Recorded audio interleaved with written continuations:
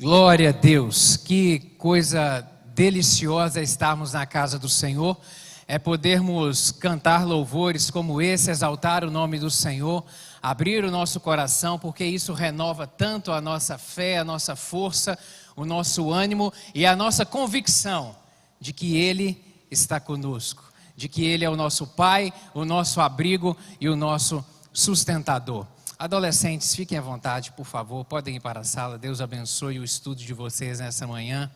Fale de uma maneira poderosa ao coração de vocês. E eu gostaria de te convidar a ficar de pé e abrir a Bíblia nesse texto de Tiago, capítulo 1, para com reverência lermos a santa palavra do Senhor.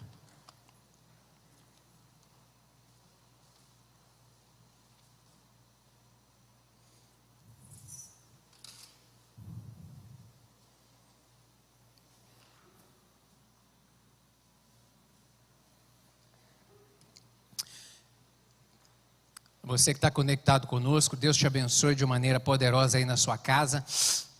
Fique atento, não se distraia com nada. O Espírito Santo falará também ao seu coração. Tiago capítulo 1, versos 16 a 18. Dizem assim: não erreis, meus amados irmãos. Toda boa dádiva e todo dom perfeito vem do alto, descendo do Pai das luzes, em quem não há mudança nem sombra de variação. Segundo a sua vontade, Ele nos gerou pela palavra da verdade, para que fôssemos como primícias das suas criaturas. Amém? Vamos orar? Mais uma vez, vamos pedir ao Espírito Santo que aplique essa palavra ao nosso coração. Faça aí essa oração. Diga: Senhor Jesus, fala comigo. Espírito Santo, fala comigo nessa hora. Eu quero receber tudo que o Senhor tem reservado para mim. Pai, mais uma vez te agradecemos pela vida, obrigado pelo privilégio que é estarmos aqui na casa do Senhor, que é de nos reunirmos, que é nos congregarmos, meu Deus, de passar um tempo, ó Deus, abrindo o nosso coração, os nossos lábios em louvor e adoração ao Senhor. Pai, agora que vamos meditar na Tua palavra, fala conosco, Espírito Santo. Fala conosco, o Senhor já está à vontade neste lugar aqui. Eu lhe peço que, em nome de Jesus, Pai, o Senhor possa aquietar os corações nessa manhã, nesse instante, daqueles que estão presentes aqui, daqueles que estão conectados conosco, onde estiverem. Meu Pai, que o Senhor possa aquietar, acalmar, meu Deus, e em nome de Jesus, que haja nessa hora uma decisão de abrir a mente e o coração para que o Teu Espírito Santo possa falar. Fala de uma maneira individualizada, de uma maneira poderosa, é o que eu lhe peço em nome de Jesus. Me dá graça para transmitir essa palavra. Espírito Santo, eu dependo inteiramente do Senhor, meu Pai amado, e fala conosco, em nome de Jesus, amém. Você pode se sentar, meu querido? Eu quero começar te fazendo uma pergunta. Eu estudo nessa manhã, nós vamos estudar nessa manhã sobre Deus é bom e imutável, amém? Deus é bom, e Ele não é somente bom, Ele é bom, mas Ele também é imutável. Nós estamos estudando a epístola de Tiago, meu irmão de Jesus. Já iniciamos alguns estudos a respeito dela, e hoje nós falaremos especificamente sobre esses versos 16 e 17 aqui, onde ele vem falar que Deus é bom e toda boa dádiva provém de Deus, e abordaremos isso sobre a bondade e a imutabilidade desse Deus. Mas como eu disse, eu quero começar te fazendo uma pergunta: quem é que tem medo de andar de avião? Meu Deus, que povo corajoso! Ninguém tem medo de andar de avião. Então, tá, medo é uma palavra forte, né? Quem tem assim um pouco de receio? Quem na hora que o avião vai decolar, a barriga dá uma tremida assim? Aí sim. Aí a grande maioria é. Agora deixa eu lhe fazer um outro questionamento. E fazer esse mesmo procedimento numa tempestade? E voar na chuva? Ei, Jesus, é tenso.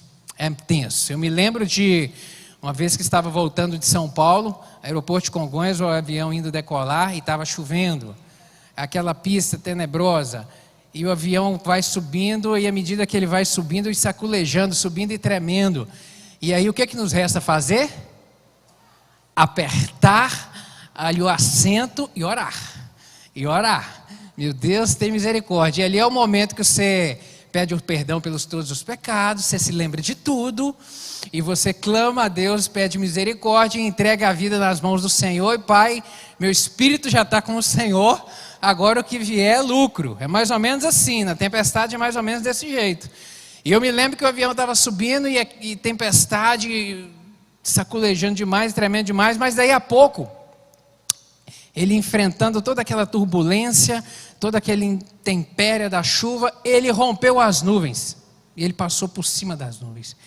E aquela experiência, aquele momento me proporcionou uma experiência extraordinária. Eu não sei se você já teve essa oportunidade de o avião estar voando em cima das nuvens, as nuvens como um tapete.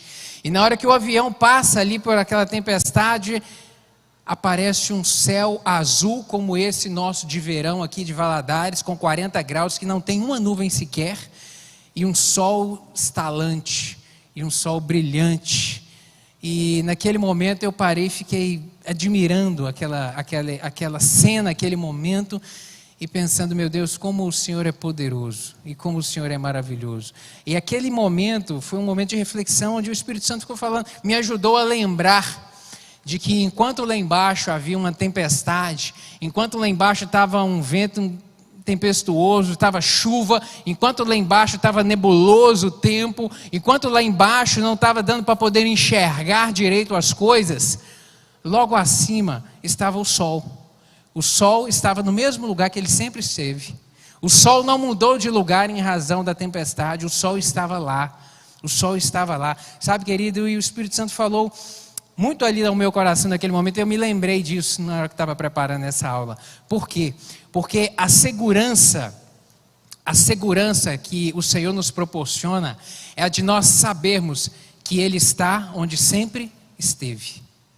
Ele está onde sempre esteve. O sol brilha como sempre, apesar da tempestade, apesar da chuva, apesar de muitas vezes você não conseguir vê-lo. Eu não consegui ver o sol, mas ele está lá, no mesmo lugar de sempre. Mesmo lugar de sempre. Aqueles foram momentos realmente de contemplação, e me deu essa certeza. E eu tenho certeza também que você já enfrentou ou está enfrentando momentos de tempestade na vida, momentos nebulosos, momentos que em razão das circunstâncias o coração às vezes fica temeroso, não consegue se enxergar muita coisa adiante, não consegue se enxergar o caminho, não consegue ver uma solução, e isso realmente causa às vezes ansiedade, temor, saculeja as nossas emoções, mexe com a gente, mas a lição é a mesma, querido. A lição é a mesma que a gente aprende. Apesar das circunstâncias adversas que nós enfrentamos na vida, nós não podemos perder a confiança, pois Deus, Ele é o mesmo. Deus é o mesmo, eternamente bom e imutável. Eternamente bom e imutável. Ele estará no mesmo lugar de sempre. Ele não muda. E nós falaremos sobre isso nessa manhã. Nele não há sombra de variação. Nele não há sombra de variação. Mas deixa eu te contextualizar sobre esse momento aqui. Tiago, ele escreve a sua epístola dirigida aos crentes, aos cristãos judeus, que estavam sujeitos a um momento de muita dificuldade na vida deles. Um momento de muito aperto, um momento realmente complicado. Ele escreveu ali aos cristãos judeus que haviam sido dispersos, espalhados ali sobre todo o mundo mediterrâneo daquele momento ali. Só para você entender que perseguição é essa, abra sua Bíblia, por favor, livro de Atos, capítulo 8. Atos, capítulo 8.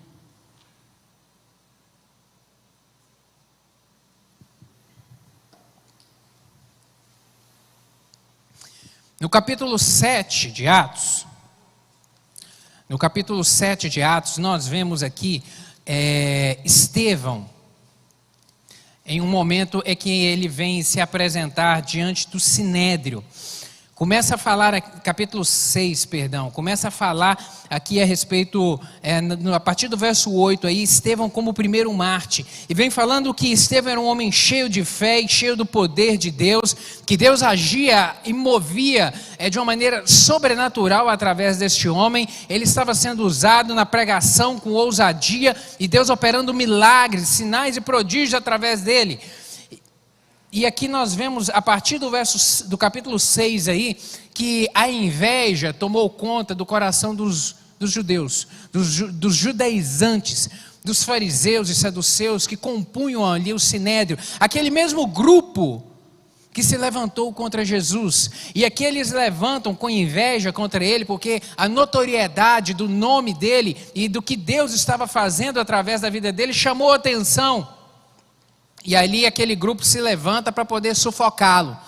E ele é trazido ao sinédrio, e eles compram 2 testemunhas para falarem mal dele, para mentirem em relação a ele, dizendo que ele estava pregando contra Moisés, contra a lei. E ele é trazido então ao sinédrio para ser julgado. O sinédrio era a corte máxima dos judeus. E ali ele é acusado e ele faz a sua defesa. E aí ele começa no capítulo 7 aqui fazendo uma defesa sobre a sua fé, sobre aquilo que ele acreditava, aquilo que ele cria. E cá no final do capítulo 7, ele toca o dedo na ferida do sinédrio. Ele vem falar que eles haviam assassinado a verdade, eles haviam matado a verdade, que era Jesus Cristo, se referindo a Jesus. E no momento em que ele fala isso, eles se levantam com um grande ódio e tomam pedras e o apedrejam. E aí nós entramos no capítulo 8, onde vem dizendo que e também Saulo consentiu com a morte dele, a morte de Estevão, e fez-se naquele dia uma grande perseguição contra a igreja que estava em Jerusalém, e todos foram dispersos pelas terras da Judeia e de Samaria, exceto os apóstolos, e uns homens piedosos foram enterrar Estevão, e fizeram sobre ele grande pranto. E Saulo assolava a igreja, entrando pelas casas, e arrastando homens e mulheres, os encarcerava na prisão. Mas os que andavam dispersos iam por toda parte anunciando a palavra. A gente está aqui no momento inicial da igreja. Quando voltamos aqui no capítulo 1 de Atos, Jesus Cristo é assunto aos céus. Capítulo 2, o Espírito Santo desce. Os cristãos ali, inicialmente um grupo de mais ou menos aproximadamente 120 pessoas, é cheio do Espírito Santo e começam a vivenciar o cristianismo, a verdade de tudo aquilo que Jesus Cristo havia falado. O apóstolo Pedro toma a palavra e começa a pregar com ousadia, poder e graça. Na primeira pregação 3.000 pessoas se convertem, na semana seguinte ele prega de novo, 5.000 pessoas se convertem ao cristianismo. Então estava ali um momento de um crescimento estupendo do cristianismo ali em Jerusalém. Mas o diabo não descansa. O diabo não descansa nunca, nunca.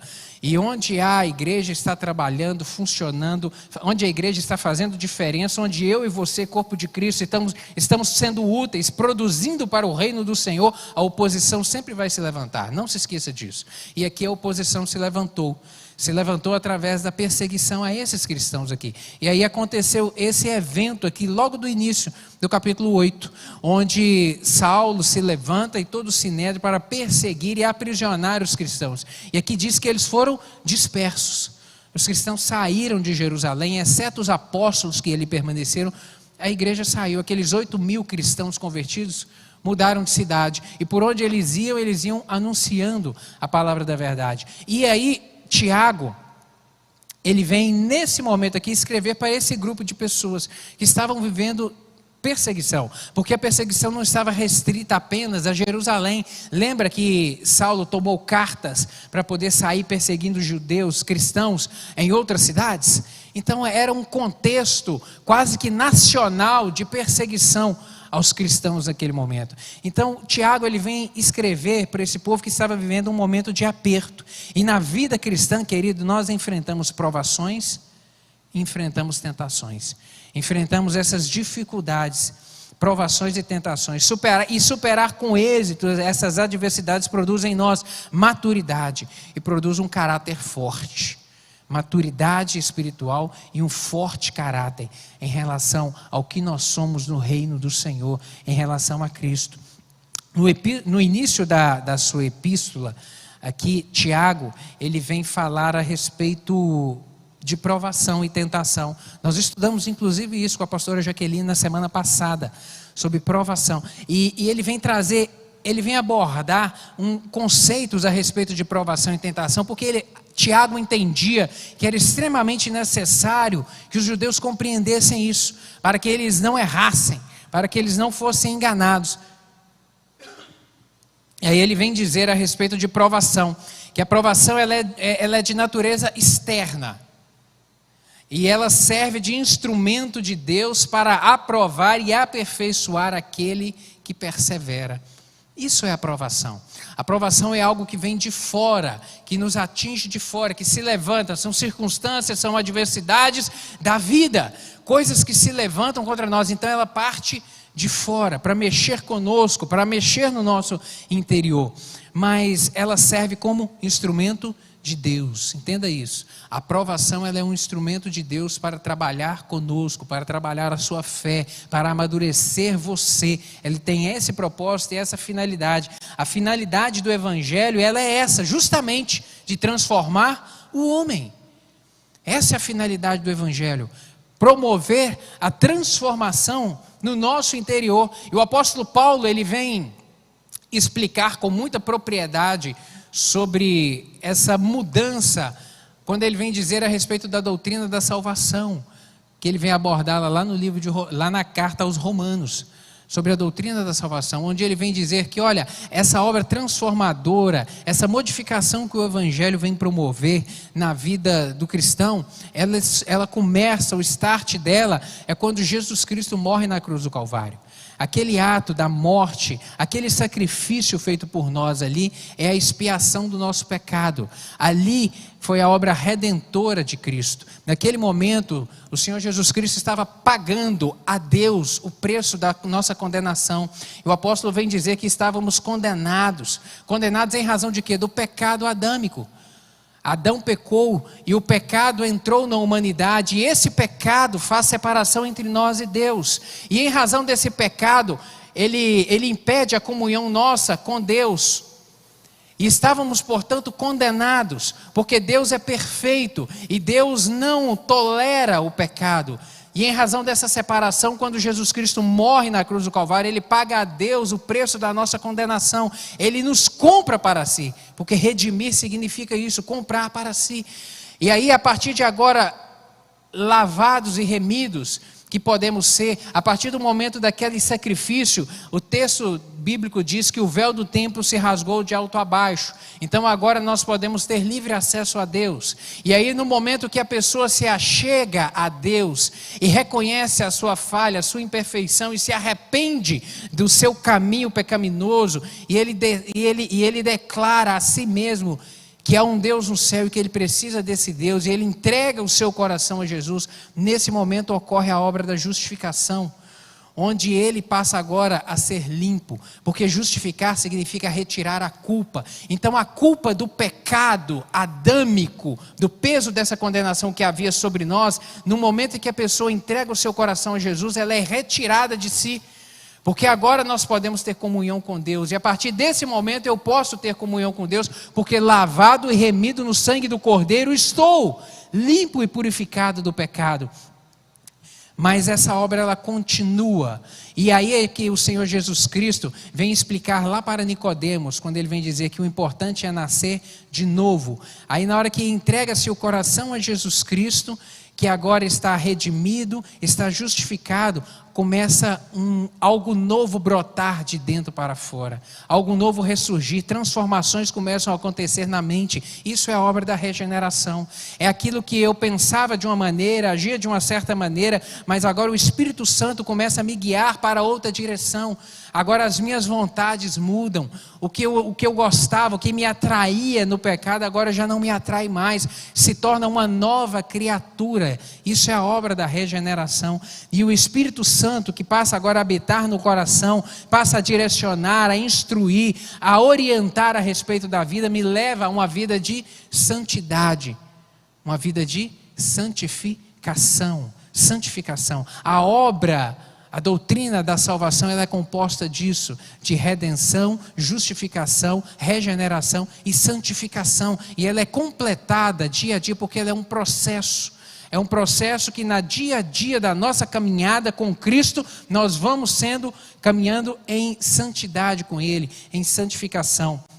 E aí o Tiago vem dizer no capítulo 1, versos 2 e 3, ele diz o seguinte: meus irmãos, considerem motivo de grande alegria o fato de passarem por diversas provações, pois vocês sabem que a prova da sua fé produz perseverança. Ele vem dizer, ele começa o versículo dizendo meus irmãos, então ele está se referindo a cristãos, aqueles que então já foram lavados e remidos no sangue do Cordeiro, que agora têm comunhão com Cristo. Ele vem dizer, olha, tende alegria quando passar por provações, quando passar por momentos de dificuldade, porque quando você passa pelo momento da provação e você é aprovado, isso fortalece ainda mais a sua fé, isso mexe ainda mais com você para te fortalecer. E na Bíblia nós vemos inúmeros exemplos de pessoas que passaram por momentos de provação. Nos lembramos de Abraão, que foi provado de uma maneira intensa, José, Moisés, Daniel, inúmeros outros personagens bíblicos que foram provados e foram aprovados também pelo Senhor. Ele vem falar, a segunda distinção que ele faz é a respeito de tentação, que tentação ela diferente da provação que surge de uma maneira externa. A tentação ela é internamente, ela é de natureza interna e ela serve de instrumento da própria cobiça humana para reprovar e destruir quem ela concebe. Há, portanto, essa distinção, e Tiago trata disso porque ele não queria que houvesse confusão. E nos versos 13 e 14 do capítulo 1, ele vem dizer que ninguém ao ser tentado diga sou tentado por Deus, porque Deus não pode ser tentado pelo mal, e ele mesmo a ninguém tenta, ao contrário, cada um é tentado pela sua própria cobiça, quando esta o atrai e seduz. Portanto, a tentação ela é fruto da nossa cobiça, ela é fruto da maldade do nosso coração, do pecado adâmico que ainda carregamos conosco. É isso que faz o desejo em relação ao pecado, é isso. E em razão da tentação, que são circunstâncias que surgem para atrair a nossa cobiça, é que nos levam ao pecado. E a Bíblia tem inúmeros exemplos de pessoas que foram tentadas. E algumas caíram, cederam à tentação, outros não. Davi cedeu à tentação com Batseba, mas por outro lado vemos no exemplo de José, que não cedeu à tentação com a esposa de Potifar. Lá no passado ainda, na época de Moisés, Arão e Miriam foram tentados e caíram na tentação de quererem, em razão da inveja que tiveram com Moisés, ao dizer, olha, Deus não fala somente através de Moisés. E lá no livro de Números, nós vemos que Deus viu essa fala dos dois e pagaram um alto preço em relação a isso. Inveja, tentação. A tentação, portanto, ela é fruto do pecado no nosso coração. Ela é o que nos atrai. E Tiago, ele gasta um bom tempo aqui no início da sua carta para poder esclarecer isso, para que não houvesse confusão acerca do caráter de Deus. E ele vem dizer, olha, não vos enganeis, no verso 16, não vos enganeis ou não vos deixeis enganar. Ou seja, ei, não se engane, não tropecem em relação ao caráter e em relação à pessoa de Deus, não sejam enganados pelas circunstâncias em relação a isso. E aí ele vem trazer uma instrução, e uma declaração que na verdade era uma instrução a respeito, uma instrução poderosa de uma visão correta sobre Deus. Que Deus ele é bom e Deus ele é imutável, imodificável. No verso 17 nós lemos isso aqui. Toda boa dádiva e todo dom perfeito vem do alto. Toda boa dádiva e todo dom perfeito vem do alto, descendo do Pai das luzes.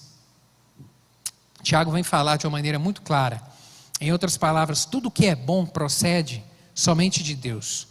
Tudo o que é bom só procede de Deus. Embora parecesse estranho aqui os ouvintes dessa carta receberem essa mensagem, porque ouvir a respeito de bondade num tempo de provação parece uma contradição.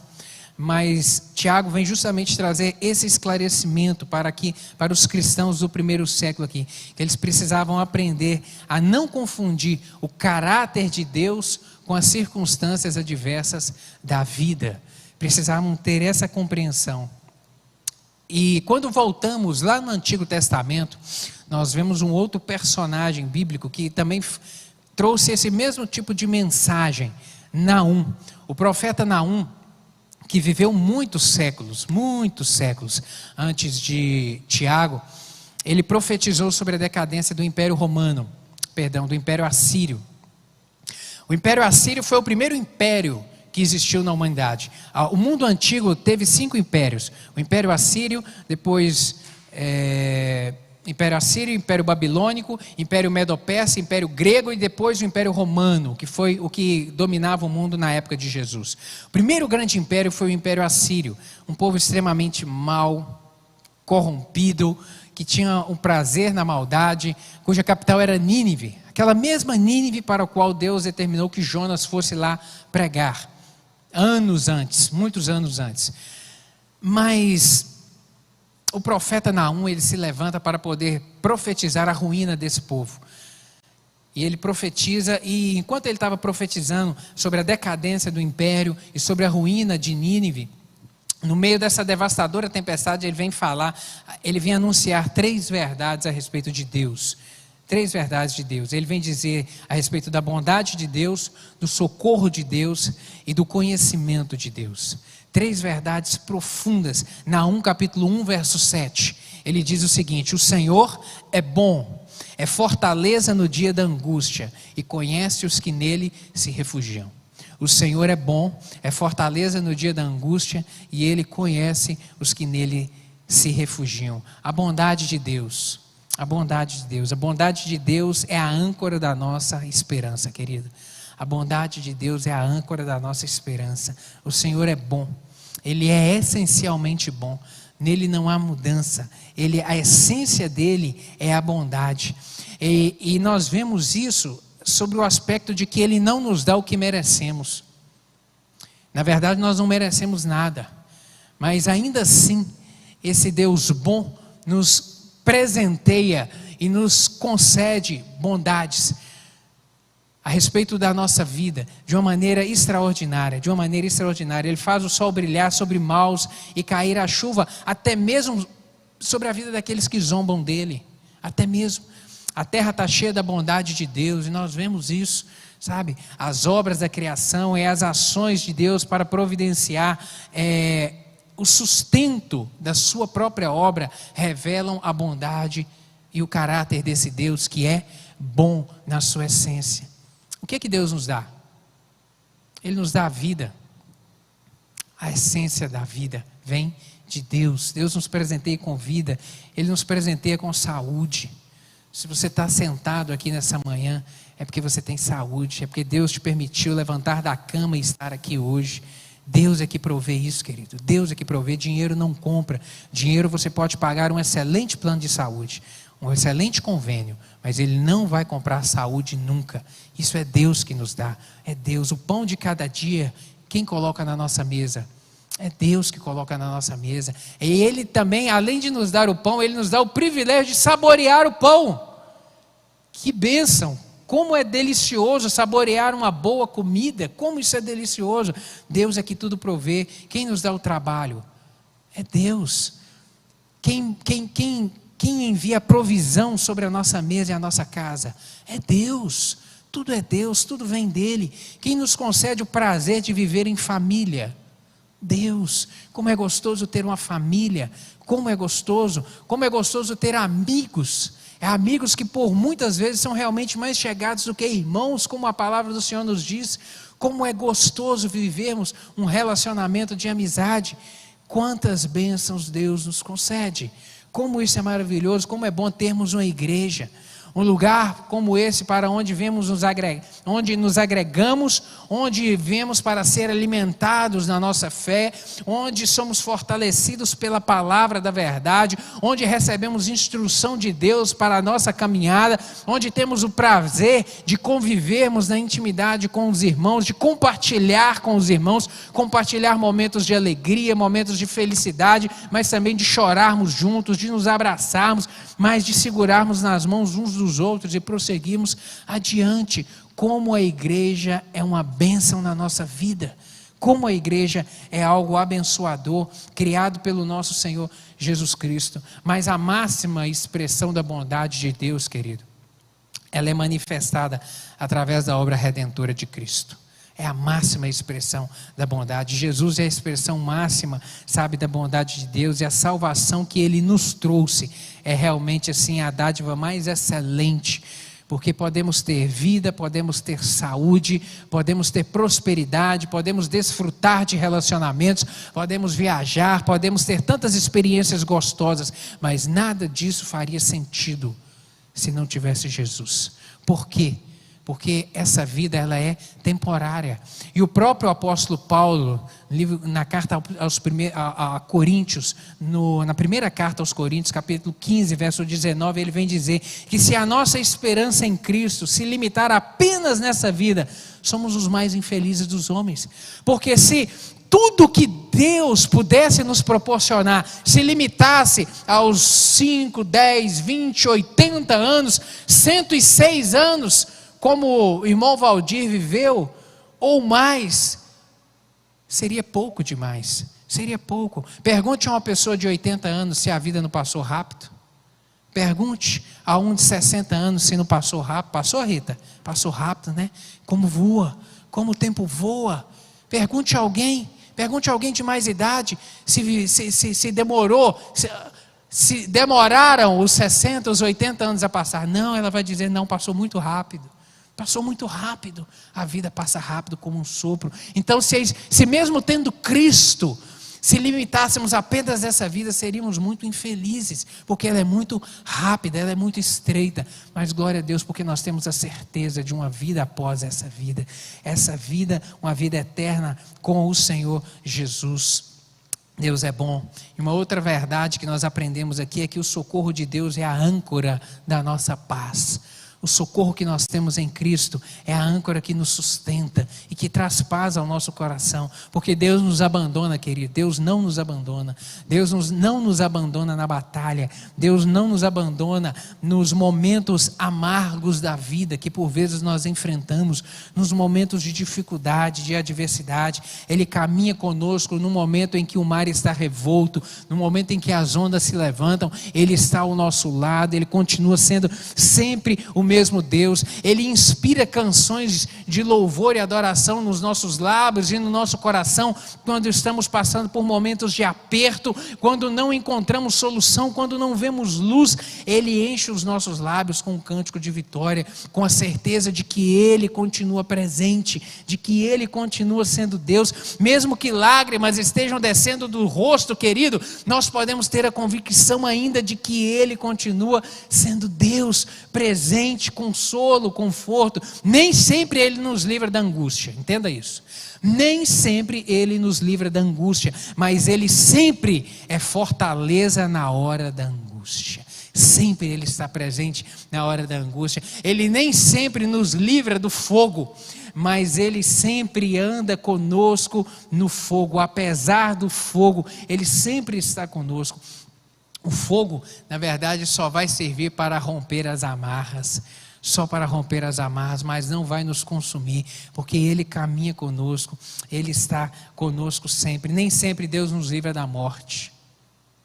Nem sempre Deus nos livra da morte, mas sempre Ele nos livra na morte. Ele vai utilizá-la como um instrumento para nos levar ao seu reino celestial. Ele não vai nos livrar da morte, mas Ele nos livra na morte para nos conduzir até o reino celestial, até o local onde veremos uma vida em paz, uma vida eterna com Ele. E aqui sobre morte, a gente tem que ter uma convicção de que ela não é o ponto final.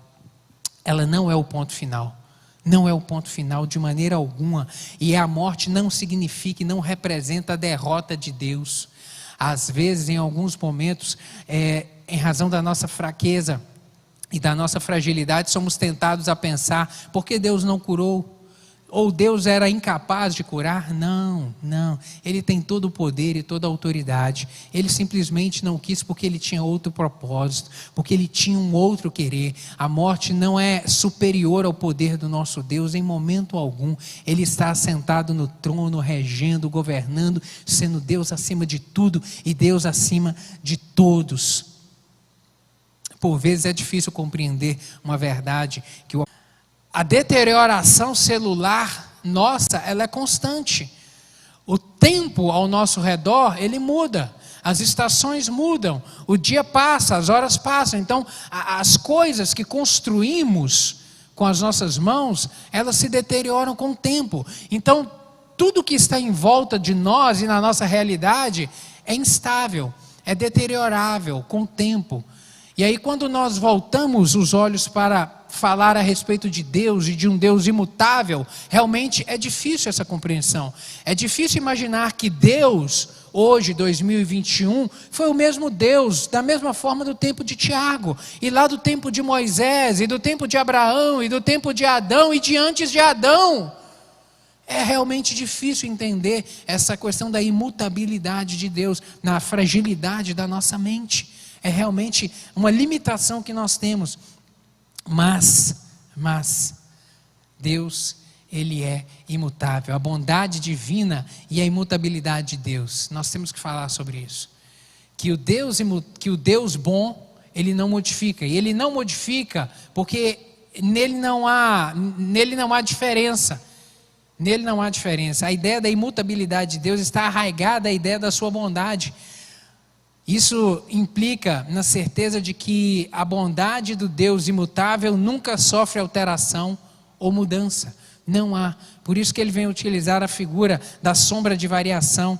E na Bíblia NVI, ela vai falar a respeito disso, que toda boa dádiva e todo dom perfeito vem do alto, descendo do Pai das luzes, em quem que não muda como sombras inconstantes. A Bíblia NVI vai trazer essa versão. Não muda como sombra inconstante, porque a sombra ela é instável, nós sabemos disso. A luz, seja do sol, seja do que for, quando ela é modificada, ela muda de posição, a sombra também vai mudar de posição. Ele vem fazer essa analogia, essa versão vem fazer essa analogia justamente de que Deus é sempre o mesmo. Não há modificação nele. Tiago escolhe a luz, portanto, para poder trazer essa verdade. E quando nós voltamos os olhos para os atributos divinos,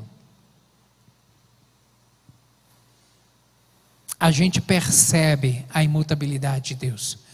Tiago, ele traz o conceito da imutabilidade de Deus, descrevendo diversos atributos de Deus, diversos atributos a respeito da pessoa e do caráter de Deus, justamente para trazer a convicção aos irmãos cristãos sobre essa imutabilidade, de que Deus não há variação nele. Ele vem dizendo, lá no capítulo 1, verso 5, que Deus ele é o doador da sabedoria, que Deus é a fonte de sabedoria. Ele vem dizer que, e se algum de vós tem falta de sabedoria, peça a Deus que liberalmente ou livremente dá a quem lhe pede. Deus é o centro de todo conhecimento e de toda sabedoria. Tudo está nas mãos dele. Ele conhece tudo. Ele vê tudo, meu querido. Salmo 147, verso 5, Davi vem falar lá no Antigo Testamento a respeito disso. Ele vem dizer: grande é o Senhor, grande é o Senhor nosso e muito poderoso. O seu entendimento não se pode medir. O seu entendimento não se pode medir. Deus, ele é abrangente, suficiente e completo em tudo. E no saber, ele é perfeito. Perfeito. Sabe, tudo vê. E essa sabedoria está ligada ao seu atributo da onisciência. Deus, ele tem 3 atributos: onisciência, onipresença e onipotência. Está em todo lugar, tem todo o poder e conhece todas as coisas. O atributo da onisciência traz para nós essa convicção e essa certeza de que Deus tudo sabe de tudo, a respeito de todas as coisas, sabe? Todo conhecimento e entendimento provém dele. Provérbios capítulo 2, verso 6, o sábio Salomão vai dizer isso também: porque o Senhor dá a sabedoria, e da sua boca vem a inteligência e o entendimento. Da boca de quem? De Deus, porque esse Deus tem todo o poder.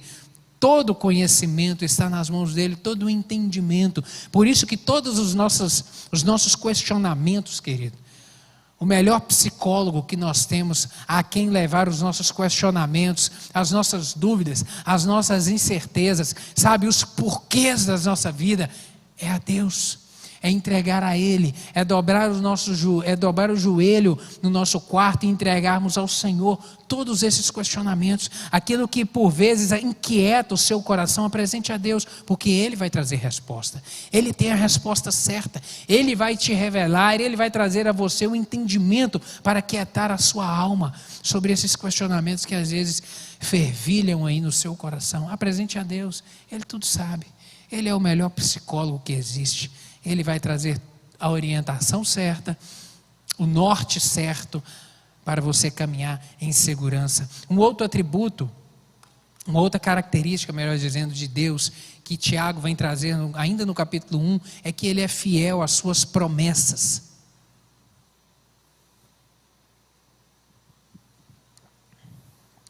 Deus é fiel? Sempre fiel. Sempre fiel. Fiel às suas promessas significa que aquilo que Ele diz, Ele cumpre. Aquilo que Ele fala vai acontecer. Aquilo que Ele profere vai se tornar realidade, querido. Vai se tornar realidade. E Provérbios capítulo 2, verso 6, Salmo 33, verso 4, a Bíblia vem dizer: pois a palavra do Senhor é verdadeira, Ele é fiel em tudo o que faz. A palavra é verdadeira e Ele é fiel em tudo o que Ele faz. Sabe, o Salmo também 62, verso 12 vai dizer: contigo também, Senhor, está a fidelidade. É certo que retribuirás a cada um conforme o seu procedimento. Deus é fiel, querido. Deus é fiel. Ele é fiel à sua palavra, ao que Ele diz e ao que Ele promete a respeito de nós. Tudo o que Ele diz a nosso respeito vai se cumprir, porque Ele não muda. Ele não muda, sempre o mesmo. Uma outra característica que nós vemos, que Ele é também recompensador. Recompensador. Hebreus capítulo 11, verso 6, vai falar também a respeito desse Deus recompensador. Diz o seguinte: que de fato sem fé é impossível agradar a Deus, porquanto é necessário que aquele que se aproxima de Deus creia que Ele existe, que é galardoador dos que o buscam. Ele é recompensador dos que o buscam. Ele retribui aqueles que o buscam, aqueles que decidem caminhar com Ele. Ele retribui também aqueles que decidem caminhar com Ele. Em Mateus capítulo 7, nós vemos no Sermão do Monte Jesus Cristo dizendo essa verdade, quando Ele vem dizer que pedi e dá-se-vos-á, buscai e achareis, porque todo aquele que bate, se abre, pois todo o que pede recebe, o que busca encontra, e a quem se bate, abrir-lhe-á. Ou seja, haverá retribuição, porque Deus é um Deus recompensador, querido. Aquele que decide caminhar com Ele recebe o benefício da comunhão com Ele e recebe, além disso, todas as bênçãos que Ele tem reservado para aqueles que decidem caminhar com Ele, para aqueles que são fiéis, para aqueles que amam de verdade, para aqueles que entregam o coração a Ele e falam: Senhor, eu quero caminhar contigo, quero viver em comunhão com o Senhor, porque te amo, porque reconheço que só o Senhor é Deus. Uma outra característica é que Ele também é justo juiz, justo. Deuteronômio capítulo 32, verso 4, vai dizer que Ele é a rocha, as suas obras são perfeitas e todos os seus caminhos são justos. É Deus fiel, que não comete erros, justo e reto Ele é. Justo e reto. A justiça de Deus, ela é manifesta no julgamento dEle. Sabe, as obras do cristão, a Bíblia diz que as obras do cristão serão todas provadas pelo fogo, e cada um receberá a recompensa, receberá o galardão por aquilo que fez. 1 Coríntios capítulo 3, verso 13, o apóstolo Paulo vai falar a respeito disso, a respeito do galardão. Ele vai dizer que a igreja do Senhor, todos os cristãos, quando forem arrebatados, a Bíblia diz que no momento das bodas do Cordeiro, antes de entrarmos nas bodas do Cordeiro, todos nós passaremos pelo tribunal de Cristo, e ali as nossas obras serão julgadas, e receberemos a retribuição de tudo aquilo que fizemos aqui, porque Deus, Ele é justo juiz, justo. E a respeito daqueles que renunciaram, rejeitaram ou negligenciaram a Deus, haverá justiça para eles também. Eles comparecerão no juízo final perante Deus e serão julgados e receberão também a retribuição da sua negligência a Deus e da sua rejeição a Deus e dos atos que aqui fizeram, sabe, para a sua condenação. Só que infelizmente esse julgamento será o julgamento para a condenação, o julgamento do juízo final, porque Deus, Ele é um Deus justo. Uma outra característica de Deus é que Ele é único, único, não há outro no céu, não há outro na terra. Isaías 44 verso 6, o profeta vai dizer: assim diz o Senhor, Rei de Israel, eu, seu Redentor, o Senhor dos exércitos, eu sou o primeiro e eu sou o último, e além de mim não há Deus. Além de mim não há Deus. Ele é o único nome, o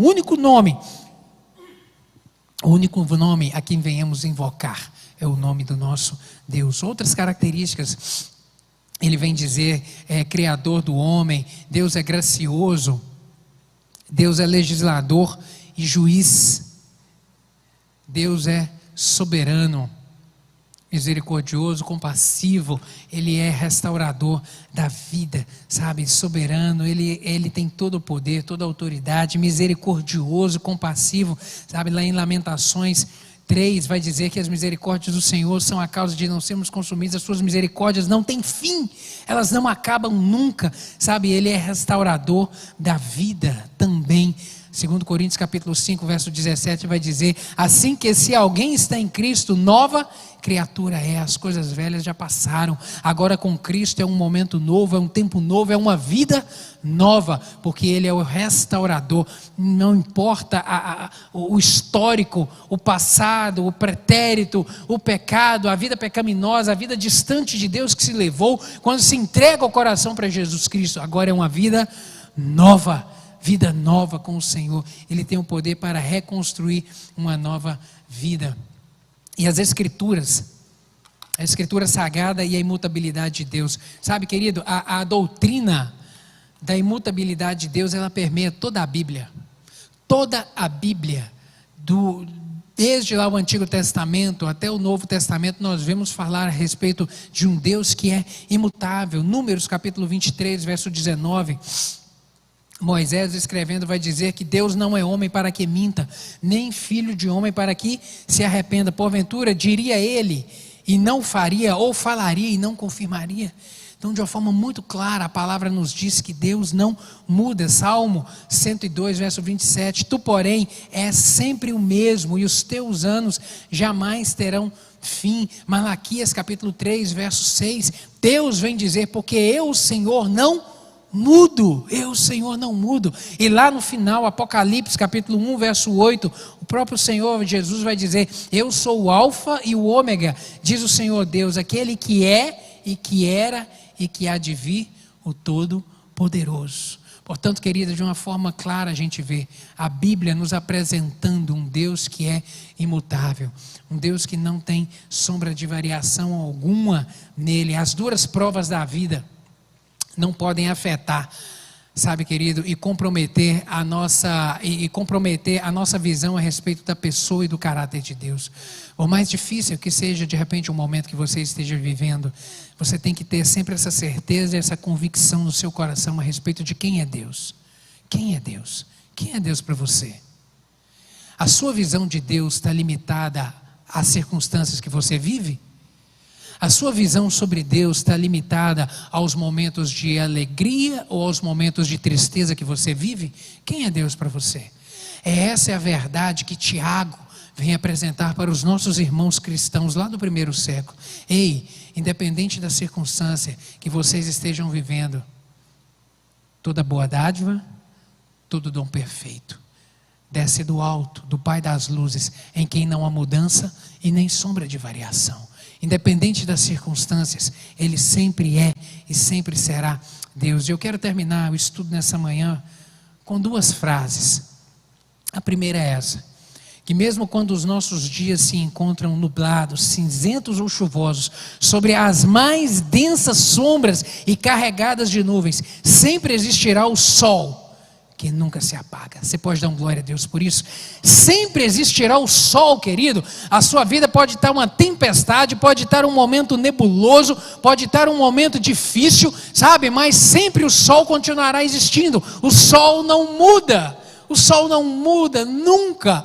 O sol da justiça, que é o nosso Deus, Ele é imutável, Ele é perfeito, Ele sempre será, Ele sempre é e sempre será sendo Deus. E essa última frase, nunca se esqueça: o Deus bondoso e imutável está sempre presente em suas provações. O Deus que é sempre bondoso e que é sempre imutável, Ele vai estar sempre presente contigo. O Deus que é sempre bondoso, que é sempre imutável, Ele sempre vai estar segurando a sua mão. O Deus que é sempre bondoso, que é sempre imutável, Ele vai estar do seu lado na hora da alegria e também na hora da tristeza. O Deus que é sempre bondoso e imutável, Ele vai enxugar as suas lágrimas. Ele não vai impedir que você passe pela provação, mas Ele vai enxugar as suas lágrimas, vai te encorajar a caminhar. O Deus que é sempre bondoso e sempre imutável, vai te sustentar nos dias maus, nos dias da angústia, da adversidade, mas vai dar vitória, vitória, porque Ele é Deus de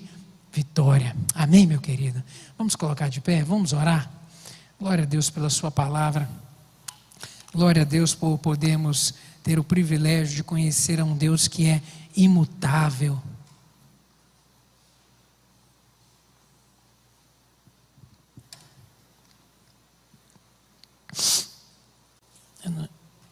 Eu tenho certeza que você já viveu momentos de aperto, momentos difíceis, como eu também já vivi. E de repente você esteja vivendo hoje, nesse domingo, um momento de tempestade na sua vida. Um momento que de repente você está questionando onde está o sol. Ou será que existe sol? Sabe? As nuvens estão tão densas que você olha para cima e não consegue enxergar o sol da justiça. Não sei se de repente foi assim que você chegou aqui nessa manhã. Um momento de conturbação, de problema, um agitar de tempestade, de turbulência, e você com o coração inquieto, com sobressaltos na mente e se questionando: meu Deus, onde estão as respostas que eu tenho buscado do Senhor? Deus é sempre bom e Deus é sempre imutável. Ele te trouxe aqui nessa manhã para poder te trazer essa certeza no seu coração. Apesar de toda e qualquer circunstância, Ele continua sendo sempre bom. E a bondade dEle, ela jamais vai passar, porque Ele não muda. Deus não tem sombra de variação. A boa mão dEle vai estar sobre a sua vida sempre. O cuidado dEle vai estar sobre a sua casa sempre. A misericórdia dEle vai se renovar sobre você, são todos os dias. Mas de repente, se nessa manhã você está vivendo um momento de aperto, e essa palavra o Espírito Santo falou de uma maneira individualizada no seu coração, eu quero orar contigo. Coloca a mão no seu coração aí, se essa palavra foi para você, se o Espírito Santo comunicou aí no seu coração a respeito desse, para te lembrar sobre o caráter de Deus, para te lembrar que apesar das circunstâncias, o caráter de Deus não muda. Ele é bom na sua essência, Ele é bom na sua essência, ou seja, Ele não vai mudar nunca, sabe? As circunstâncias da vida não mudam, mas Deus vai continuar sendo sempre o mesmo. Sabe, se o Espírito Santo falou contigo, faz essa oração aí nessa hora. Fala: Deus, é para mim.